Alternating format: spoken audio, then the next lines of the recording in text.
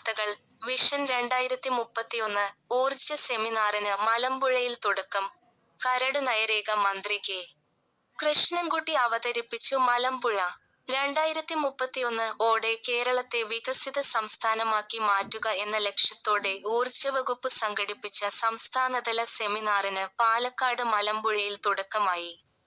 വൈദ്യുതി വകുപ്പ് മന്ത്രി ശ്രീ കെ. കൃഷ്ണൻകുട്ടി സെമിനാർ ഉദ്ഘാടനം ചെയ്തു.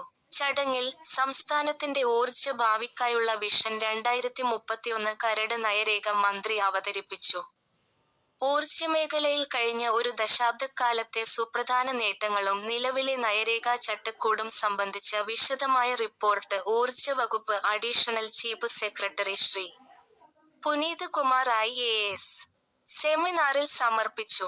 ദേശീയ അന്തർദേശീയ തലത്തിൽ ഊർജ്ജമേഖലയിൽ പ്രവർത്തിക്കുന്ന പ്രമുഖ വിദഗ്ധർ പങ്കെടുക്കുന്ന പാനൽ ചർച്ചകൾ സെമിനാറിൽ പുരോഗമിക്കുകയാണ്. കേരളത്തിന്റെ ഊർജ്ജോൽപാദനം, വിതരണം, പുനരുപയോഗ ഊർജ്ജ സ്രോതസ്സുകളുടെ സാധ്യതകൾ തുടങ്ങിയ വിഷയങ്ങളിൽ ഈ വിദഗ്ധ ചർച്ചകൾ നിർണായകമാകും.